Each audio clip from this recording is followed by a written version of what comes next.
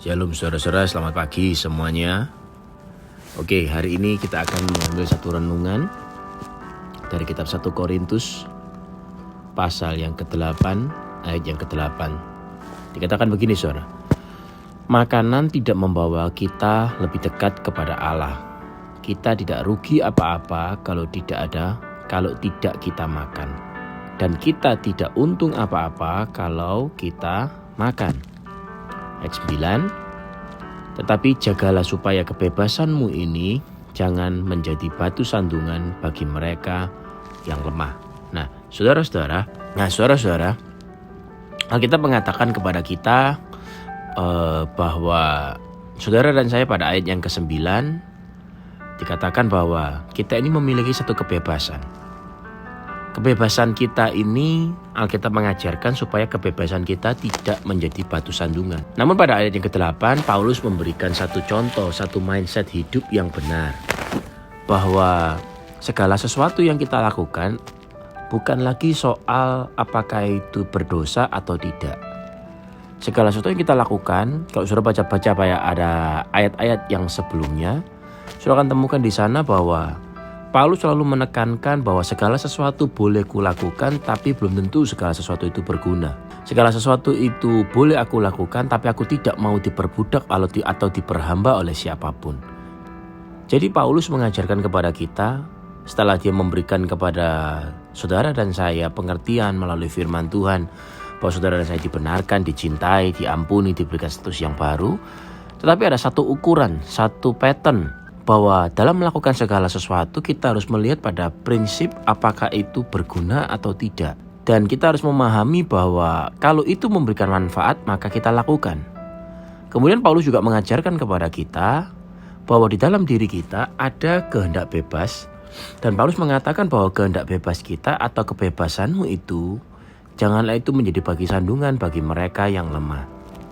Saudara-saudara, saya tidak mengacu pada perbuatan atau perilaku-perilaku dalam posisi yang berdosa atau tidak. Karena dosa atau tidak saudara dan saya sudah bisa memahami, sudah bisa mengetahui, oh hal ini berkenan kepada Tuhan, hal ini tidak berkenan kepada Tuhan.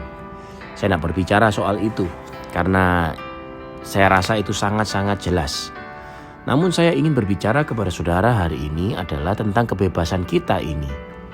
Bahwa ketika saudara dan saya tinggal dalam ketakutan, tinggal dalam kekhawatiran, itu juga merupakan kebebasan saudara. Saudara, kita juga punya kehendak bebas untuk tetap tinggal di dalam kekalahan dengan tidak melakukan apa-apa, status quo. Saudara, saya juga punya kebebasan untuk tetap ada dalam keadaanmu yang semula, yang tidak mengalami reformasi, mengalami metanoia, mengalami perubahan dari cara kita berpikir. Tapi tahukah saudara bahwa mata dunia tetap terus memandang kepada saudara dan saya? Orang-orang sekeliling kita terus melihat kepada kita. Apakah ada buah yang kita hasilkan dalam hidup saudara dan saya? Saya percaya saudara, manakala biji itu ditanam di dalam tanah, benih itu ditanam di dalam tanah, maka saya sangat yakin ketika benih itu terus tetap ada di dalam tanah dan benih itu ada kehidupan di dalamnya, dan benih itu pasti akan bertumbuh.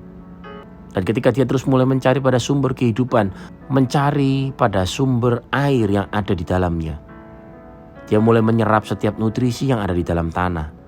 Dan pada akhirnya dia bertemu dengan sumber air yang bisa membuat dia bertumbuh, akhirnya menjadi sebuah tumbuhan yang hidup, menjadi pohon, menjadi sesuatu yang masif, berbuah, dan menghasilkan buah bagi banyak orang. Ini juga merupakan satu kebebasan yang Tuhan berikan. Pada saat saudara dan saya tidak melakukan sesuatu dalam hidup kita, juga merupakan satu kebebasan. Dan Paulus dengan kasih, dia mengatakan pada ayat yang ke-9, tetapi janganlah supaya kebebasanmu ini jangan menjadi batu sandungan bagi mereka yang lemah. Saudara-saudara yang dicintai Tuhan, saudara dan saya hidup di dalam kasih-Nya. Baiklah kita berpikir bahwa kita tidak hanya hidup untuk diri kita sendiri, tapi kita berpikir bahwa hidup bagi Kristus. Sementara kita hidup di bumi, kita berfokus, aku ingin menjadi displaynya Tuhan, aku ingin menjadi duta besar kerajaan Allah. Benar, saat ini kondisiku dalam kondisi yang lemah, yang kalah, yang menurut ukuran manusia tidak bisa dilihat.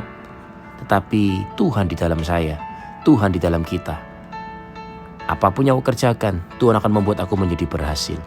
Apapun yang aku lakukan, perjalananku akan senantiasa beruntung, dan hikmat Tuhan menyertaiku. Saudara-saudara, mindset yang seperti ini akan membuat saudara dan saya tinggal di dalam kasih-Nya, tinggal di dalam cintanya. Pada saat saudara dan saya terus tinggal dalam kasih-Nya, tinggal dalam cintanya, kita akan berani men-challenge setiap kelemahan-kelemahan yang ada di dalam diri kita. Dan kita berkata, Tuhan akan memberikan kepadaku kekuatan, Tuhan akan memberikan padaku kemampuan, dan membuat aku menghasilkan buah, dan buah yang manis yang bisa menjadi berkat bagi banyak orang. Paulus mengatakan sekali lagi pada ayat yang ke-9, janganlah kebebasanmu menjadi batu sandungan bagi orang yang lemah. Ketahui saudara, bahwa orang-orang sekeliling kita sampai dengan hari ini, anak-anak kita, orang-orang yang berkenalan dengan saudara, sedang melihat apakah kita dalam hidup kita terus on progress, progresif, menghasilkan buah. Tapi buat kita yang masih dalam proses, jangan saudara tawar hati. Tetap percaya, bertumbuh, melakukan hal yang baik, bertindak, bertumbuh dalam kasih-Nya, bertumbuh dalam iman, dan kita akan melihat kemuliaan Tuhan dinyatakan dalam hidup setiap saudara dan saya. Kita percaya saudara bahwa semuanya akan baik dan indah pada waktunya. Amin. Amin. Tuhan memberkati.